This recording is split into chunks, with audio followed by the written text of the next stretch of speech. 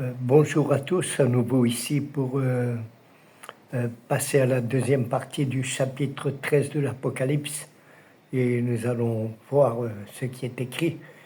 Et il dit ainsi, vous savez qu'ils ont fait la guerre aux saints, on leur a donné le pouvoir de les vaincre. Hein. Et c'est comme Job, j'avais dit, ils vont être touchés, ils vont être peut-être vaincus, mais leur foi ne doit pas être vaincue, elle doit persévérer dans la foi de Jésus-Christ.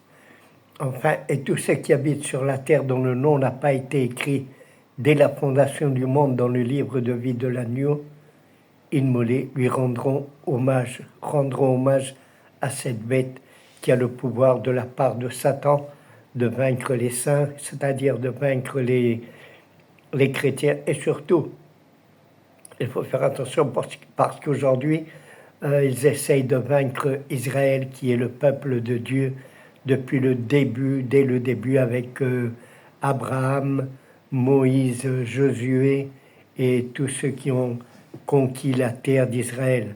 L'erreur, c'est que les gens pensent qu'Israël existe depuis 1948, alors qu'Israël a toujours existé depuis plus de 5000 ans.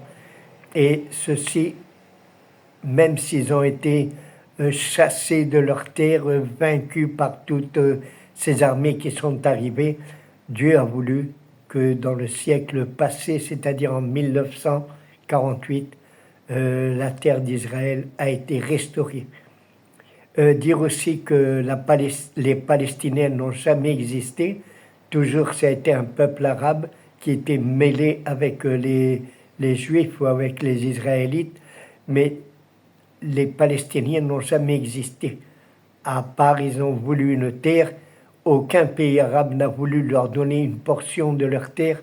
C'est Israël qui a aussi admis que le peuple palestinien existe et puis qu'il puisse habiter dans cette petite terre de Gaza, etc., etc. Bon. Si quelqu'un a des oreilles qui l'écoutent, c'est-à-dire il faut faire très attention à ce que le Saint-Esprit nous dit. Si quelqu'un mène en captivité, il ira en captivité. Si quelqu'un tue avec l'épée, il faut qu'il soit tué avec l'épée. C'est ici la patience et la foi des saints. C'est-à-dire nous ne devons pas prendre d'épée, nous ne devons pas maudire nos ennemis, nous ne devons même pas, non pas nous défendre contre eux, sinon laisser que le Seigneur puisse accomplir sa vengeance sur tous ceux qui font la guerre contre nous.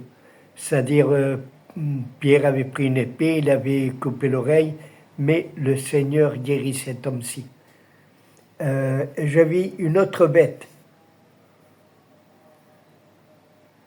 D'abord dire ceci, que la foi et la patience doit persévérer dans les chrétiens, même si on nous fait la guerre et on va nous vaincre. Je vis une autre bête montant de la terre, et elle avait 2 cornes semblables à un agneau, et elle parlait comme un dragon. Une autre bête, celle-ci, elle ne monte pas de la mer, c'est-à-dire du monde entier, sinon de la terre, c'est-à-dire de la terre sainte. De la terre sainte. Cette bête va monter de la terre sainte, c'est-à-dire quand on parle de la terre, on parle d'Israël. Cette bête semblable à un agneau va émerger d'Israël. Pourquoi? Parce que vous savez, il y a beaucoup de prophéties qui disent que Satan va essayer d'imiter la naissance de Jésus-Christ et il va venir comme un agneau immolé, mais ce n'est pas un agneau, il faut faire très attention, ce n'est pas l'agneau de Dieu, c'est un agneau qui va rendre hommage au dragon et à la première bête, c'est-à-dire à Satan et à l'autre bête qui est celle qui est venue de la mer. Celle-ci émerge de la terre, du peuple d'Israël. Et elle exerce tout le pouvoir de la première bête devant elle, et fait que la terre et ceux qui habitent sur elle rendent hommage à la première bête dont la plaie mortelle avait été guérie. Cette deuxième bête qui va émerger de la terre d'Israël, qui va être va imiter le Messie, va essayer que toute la terre puisse rendre hommage à cette première bête dont la plaie a été guérie miraculeusement. Ici, on parle d'une trinité du diable, mais ce n'est pas une trinité du diable. Le diable est un seul, il ne peut pas se manifester en trois. Il est seul, mais il a le pouvoir de tromper les gens et d'essayer de que les gens puissent, disons, haïr le Seigneur, notre Dieu. Alors il va prendre une première bête qui vient du monde et une deuxième bête qui descend d'Israël et qui va essayer entre les deux de confondre le monde entier pour qu'il rende hommage non seulement à cette bête qui a la plaie a été guérie, sinon aussi au dragon, c'est-à-dire à Satan. Et elle fait de grands miracles en sorte que même elle fait descendre le feu du ciel sur la terre devant les hommes. Beaucoup de gens, beaucoup de personnes pensent comment ils vont faire pour faire descendre du feu du ciel. Une fois, j'ai lu un livre qui disait que, je ne me rappelle plus le titre, c'est dommage, mais ce livre disait que le monde avait essayé de faire un messie pour tromper le monde, surtout pour faire la paix entre les musulmans, les juifs et le monde chrétien et toutes les religions. Alors ils ont essayé de faire un messie. Et ce messie avait comme pouvoir de faire descendre du feu du ciel. Alors chaque fois qu'il faisait descendre du feu du ciel, le livre nous ramène au pouvoir des Américains ou des Russes, ou de je ne sais pas qui, ou des Chinois, ou de n'importe qui, ou de n'importe quelle, disons, nation, qui ont des satellites et qui ont des armes nucléaires dans ces satellites. Et elles peuvent faire descendre du feu du ciel à volonté de cette personne parce qu'elle a été guidée par, disons, le monde, par ce monde scientifique. Je veux faire descendre du ciel sur Jérusalem, bomba. Et le ciel et le feu tomba sur Jérusalem et détruisit je ne sais pas qui, je ne sais pas quand, et à la Mecque, etc. Cette année, vraiment, il était intéressant parce que beaucoup de fois, moi aussi, je me suis demandé comment ils vont faire descendre le feu du ciel. Si réellement, ce sont des hommes, avec le pouvoir de Satan, naturellement, mais ce sont des hommes. Mais ils peuvent être guidés par cette bête qui vient du monde, c'est-à-dire par cette science, par ces scientifiques qui veulent que le monde vive dans le sens scientifique et non pas par la foi. Une fois dans la science, une fois dans les hommes, une fois à part Dieu. Et ceci est vraiment intéressant parce qu'ils vont tromper le monde de telle manière qu'ils vont faire des miracles. Cette plaie qui a été guérie, ce feu qui descend du ciel, et elle séduit ceux qui habitent sur la terre à cause des miracles qui lui fut donné de faire devant la bête, disant à ceux qui habitent sur la terre de faire une image à la bête qui a la plaie de l'épée qui a été blessée et qui a repris vie. Elle a été blessée à mort, mais elle a repris la vie. Je ne sais pas si réellement ils vont faire comme s'il était mort, disons comme cette image de Roméo et Juliette où ils prennent un poison qui dure un jour ou deux, etc., etc. Même dans le conte de Monte Cristo, on voit ceci, où on prend un petit poison et 2 ou 3 jours après, on ressuscite. Ceci est pour tromper réellement le monde, pour mettre sa foi et sa confiance dans la science et de sortir des miracles de Dieu.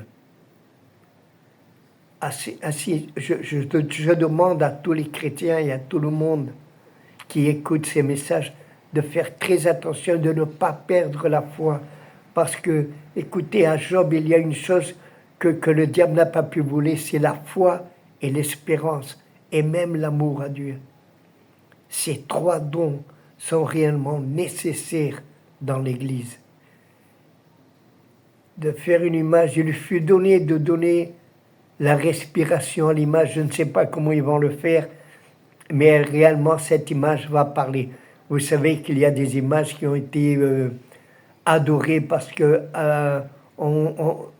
les gens disaient qu'elle pleurait du sang, qu'elle versait du sang, etc. Ne nous étonnons pas que c'est une image qu'on va lui faire à cette bête. Elle va pouvoir parler. Beaucoup de personnes pensent que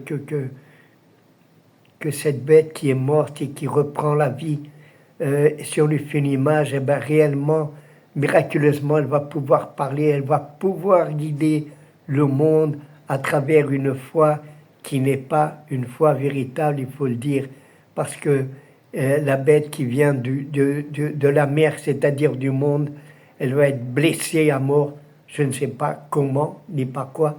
Ici on dit une épée, mais ça peut être par un laser ou par n'importe quoi, mais elle va reprendre vie.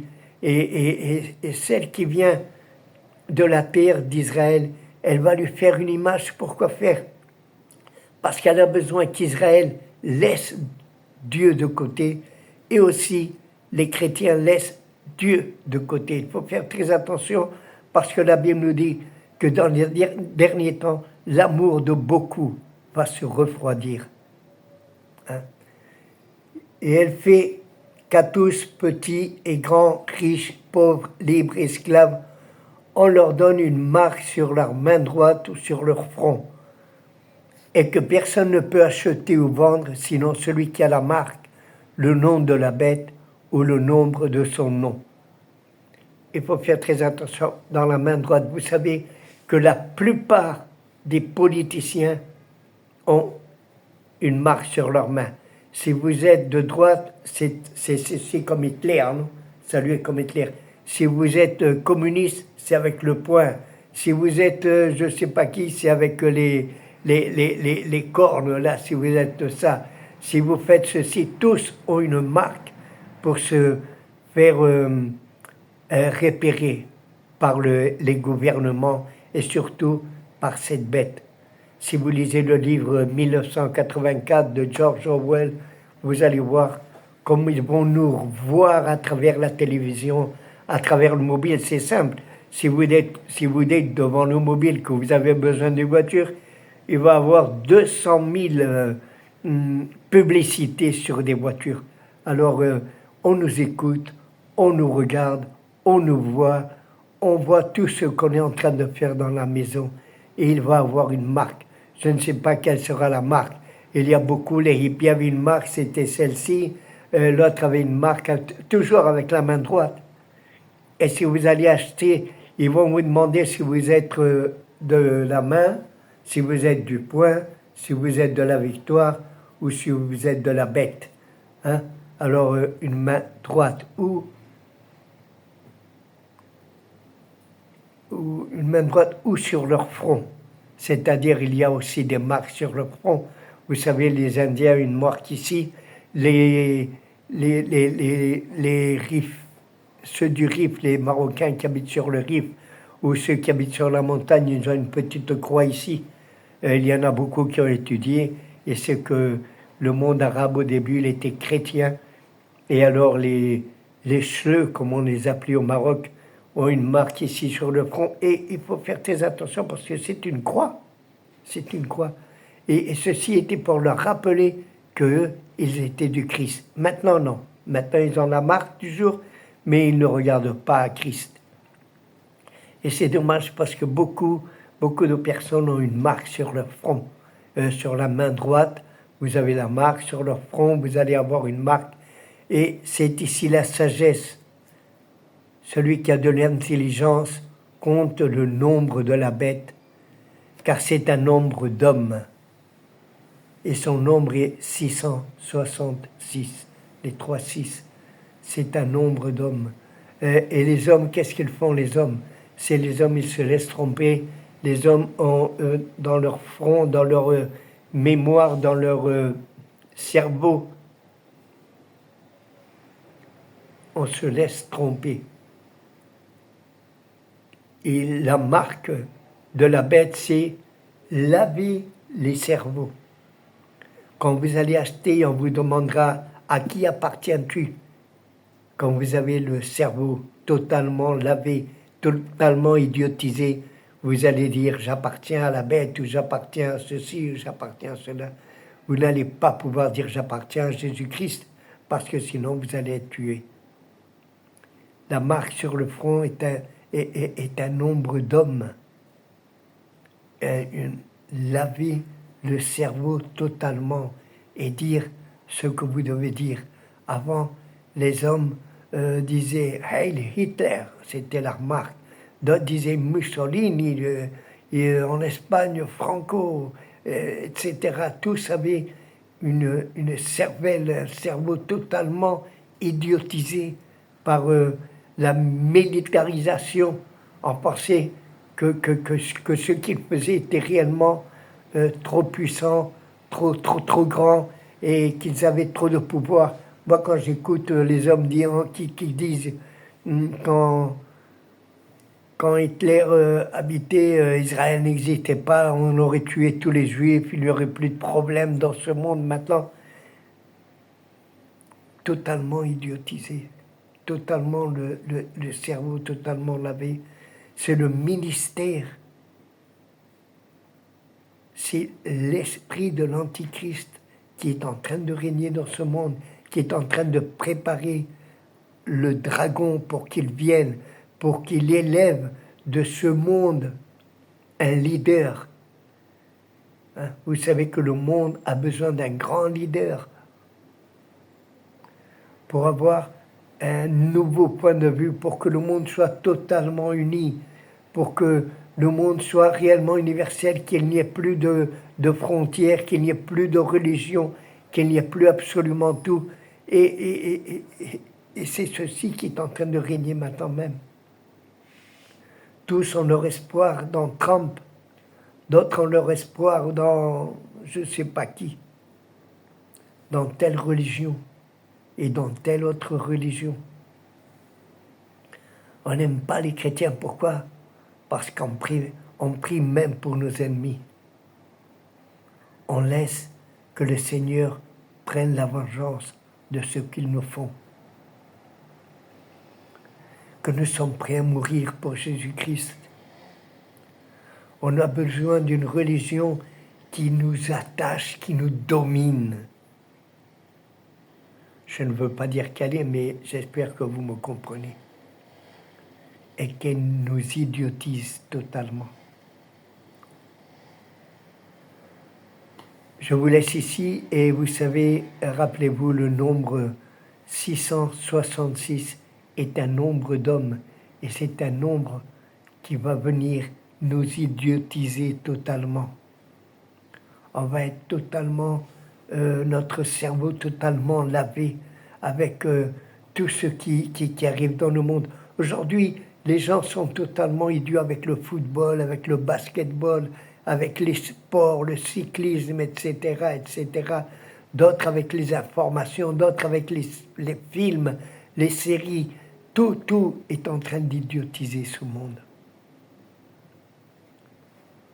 C'est dommage, mais le nombre 666, c'est ceci, c'est un nombre d'hommes. Pourquoi ? Parce que le nombre nous idiotise totalement. Il y en a beaucoup qui chantent au 666 et c'est dommage que personne, ces groupes entiers ne rendent pas hommage à Jésus-Christ comme beaucoup de grands chanteurs sont en train de le rendre aujourd'hui. Pourquoi ? Parce que c'est les derniers temps et c'est le temps de prêcher Jésus-Christ. Que le Seigneur vous bénisse et j'espère vous revoir la semaine prochaine pour le chapitre 14. Merci à tous pour votre attention.